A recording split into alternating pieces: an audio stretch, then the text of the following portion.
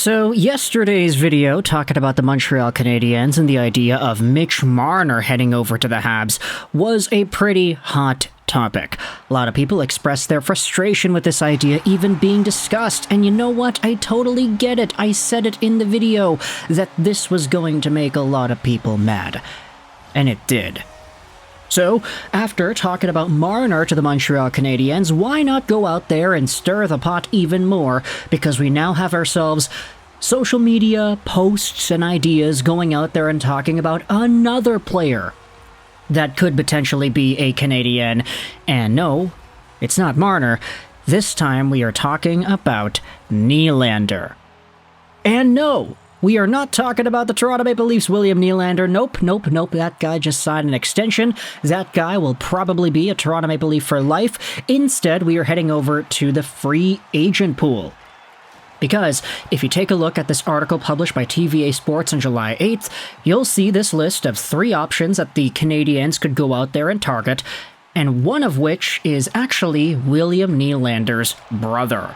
Let's talk today about Alexander Nylander.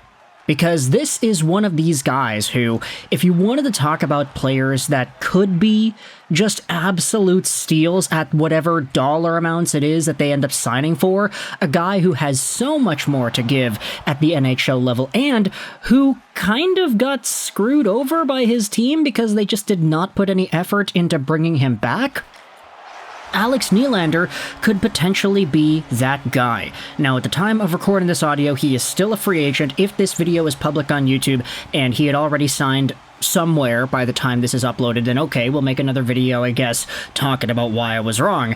But I'm taking a chance here by making this video the morning before, or the night before the morning it's going to be uploaded, so if this guy's already signed, then okay, that's my bad. Let's talk, though, about William Nylander's younger brother and why exactly it is he could be seen as a potential Habs target. This article on tvasports.ca, which was translated from French into English, says this: Nylander, a household name, the younger brother of the prolific William. His career was going nowhere until the Pittsburgh Penguins traded him last year to the Columbus Blue Jackets. With the Ohio team, Nylander exploded late in the season with 15 points, including 11 goals in just 23 games.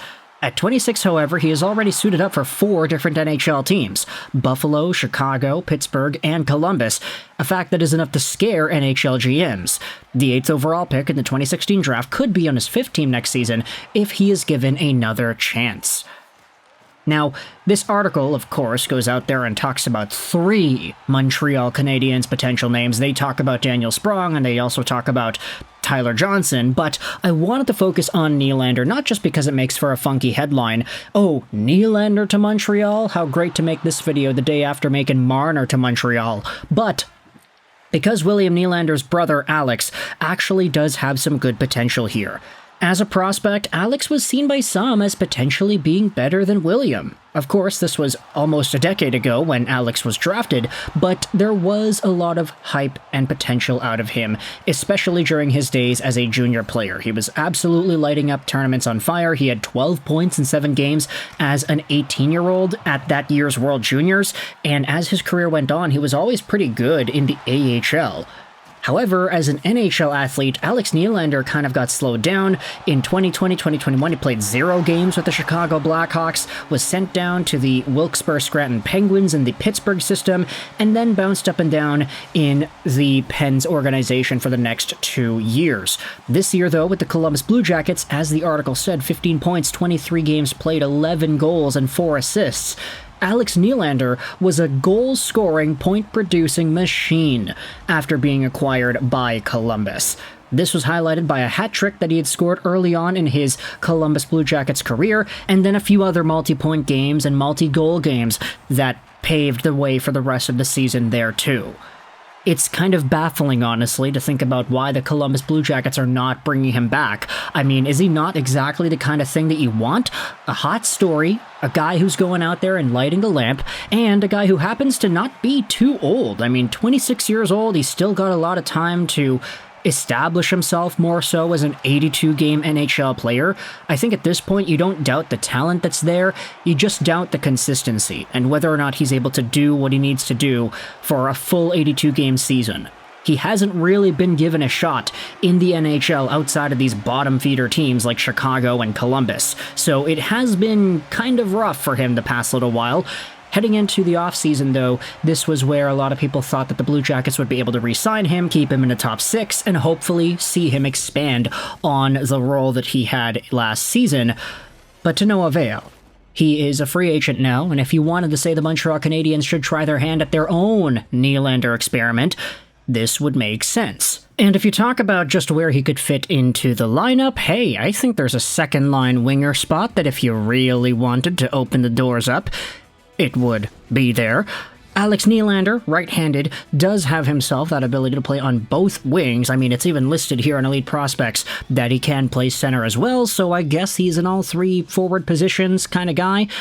But either way, this is a player who, if you wanted to force him onto a line with Doc and Newhook, you wanted to move somebody else down, that could make itself out to be an option. I mean, Kirby Dach is a pretty good playmaker. You could say the same thing about Newhook and the way he's able to dictate the game with his speed. So for Alex Nylander, if he's able to put himself in the right areas, get that shot through, and just kind of feed off of the playmaking ability of the guys playing with him, there could be some sort of I don't want to say like half a goal a game, but maybe a goal every 2.5 games-ish kind of projection here. I mean, what is the math on that? 1 divided by 2.5 multiplied out by 82. He could be on pace for about 30 goals. That's not that crazy, right? I mean, his Columbus stint was so out of this world incredible. It was half a goal a game that you have to think that there is some possibility that Nylander has that potential at the NHL level. And it's not just a case of, okay, Columbus doesn't think that he has that in him, right? Right? You could make the argument and say, okay, well, this guy could not make it on Chicago, he could not make it on Pittsburgh, he could not make it on Columbus, he could not make it on Buffalo. All these teams were kind of terrible when he was on them. So what gives? Is this just the teams not being good and not really utilizing the talent they have, or is there a problem with Alex Nylander himself? And honestly, I think I'm a lot more inclined to believe that it is the former rather than the latter. Of course, we want to see players succeed, we want to see players do well, and we want to see prospects actually live up to their potential. Especially for a guy like Alex, whom some people were saying could have been better than William Nylander when Alex was drafted. So there is a conversation here that you could say the Montreal Canadiens could explore. If he signs a contract by the time this video is uploaded, then okay, that's my bad. But for now, let me know your thoughts in the comment section below. How do you feel about the idea of the Montreal Canadiens signing Alexander Nylander? Former Blue Jacket, former Sabre, Blackhawk, and Penguin, what are your opinions on this player being added into the Canadiens' middle to top 6? Is he somebody worth thinking about? And if he does come to Montreal, which may or may not happen, how do you feel he is going to fare? What's his point production going to be like? How many goals has he scored in an 82-game season? Does he even play 82 games? Would he be good enough to actually crack the team full-time? Let me know your thoughts in the comment section below. I hope you enjoyed this video. And bye.